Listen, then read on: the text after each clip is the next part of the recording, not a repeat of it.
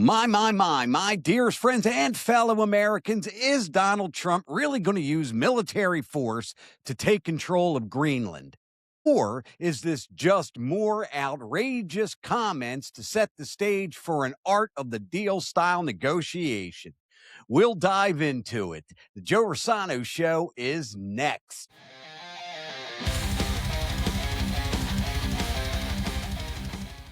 Welcome to the Joe Rossano Show. Hi, I am Joe Rossano. Dare I say, let's rock. Donald Trump floated an idea that instantly made headlines and sparked ridicule around the world. The United States acquiring Greenland. It sounded outrageous, provocative, and unserious. But once you strip away the personality and focus on strategy, the real question becomes unavoidable. Is Greenland actually one of the most important pieces of real estate on the planet Earth?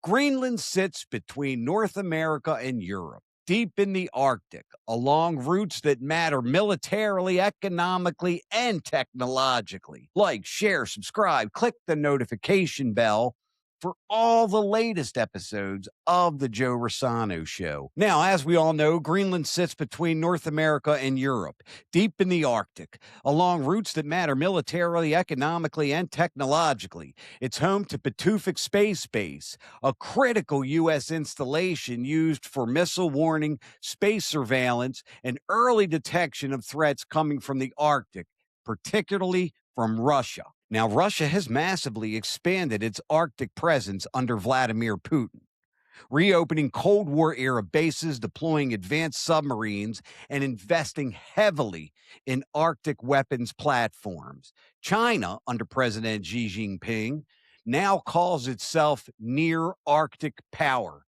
investing in shipping lanes, research stations, and, of course, mineral access. As the Arctic ice melts, new shipping routes are opening that could reshape global trade. Beneath Greenland's ice lie rare minerals essential for defense systems, electric vehicles, and advanced technology.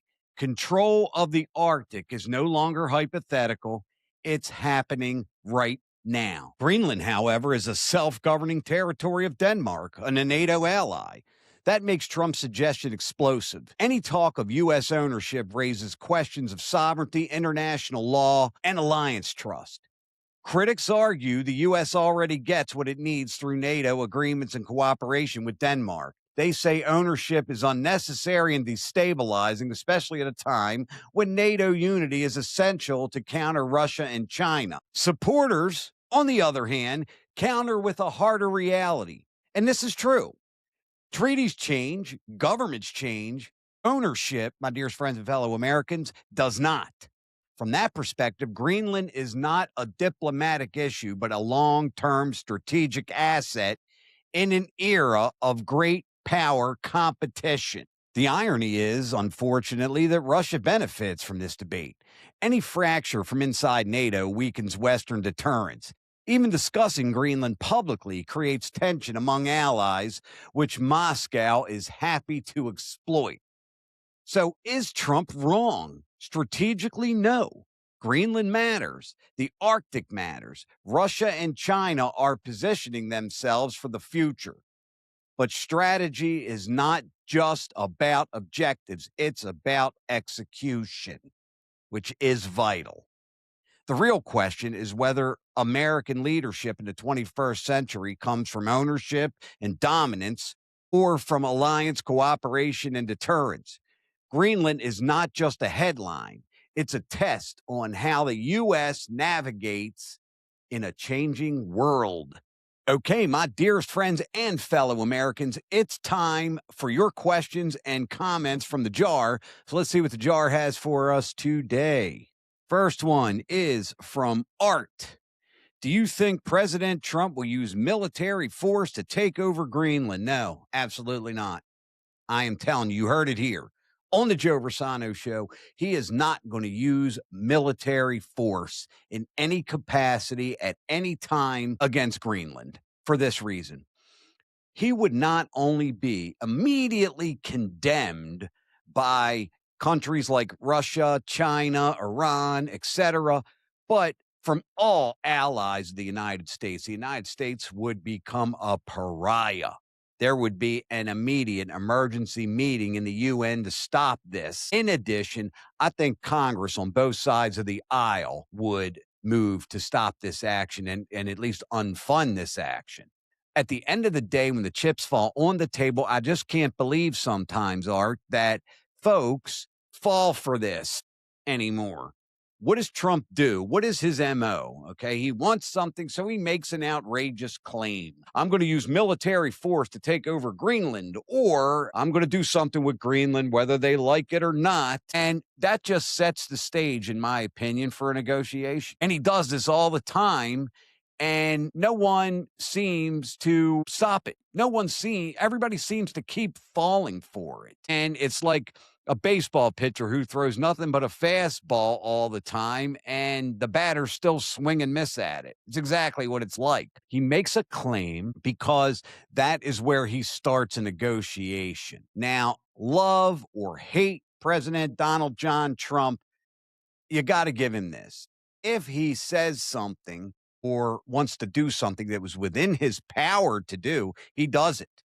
So when he threatens tariffs, he will put those tariffs on the countries to get a strategic advantage in a negotiation. That's just how the gentleman has operated his entire professional career, long before he was president.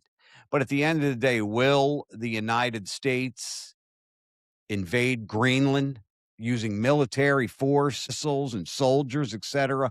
The answer is absolutely not, because it would be very bad for the United States if he did, which again, I could tell you he's not. Next, we got a comment here from Joel. I can't stand Erica Kirk. She is so fake and a grifter. People need to open their eyes. Well, that's one way of putting it. What I'm going to get back to Erica Kirk is this, and I'm always going to use the word allegedly. We keep ourselves out of trouble here on the Joe Rossano Show. Allegedly, her behavior at times is strange. It is certainly suspicious. Now, again, as I've said in an earlier episode, I'm not a widow expert. But again, from the eye that doesn't know any better, which means, again, I'm not a widow expert, I just think that some of her actions are suspicious. Putting up a canopy where Charlie Kirk, a fake canopy, I should say, where Charlie Kirk was assassinated under, and have people go under it and take pictures. Come on, TPUSA. Come on. And, they were going to do the Doge style audit / effort. So if TPUSA, if your attorneys are watching, the Doge style effort was that the straw that broke the camel's back, because as many say, and I'm sure, Joel, you probably agree, that Erica Kirk was an asset. Again, put in Charlie Kirk's life to get him to marry her and have kids with her. And then when the guy went rogue, she pressed the button. But again, your opinion of Erica Kirk is a lot of people's opinions. Just tune into Candace Owens, and she'll certainly tell you. Once again, my dearest friends and fellow Americans, we graciously and wholeheartedly appreciate you taking some time, spend with your pal, Joe Rossano. I kindly ask that you like, share, subscribe, click the notification bell for all the latest episodes of the Joe Rossano Show. As always, God bless you, my dearest friends and fellow Americans. Don't forget to adopt a pet, and we'll see you next time. Thank you for watching. Don't forget to subscribe and click the notification bell for all the latest episodes of the Joe Rossano Show.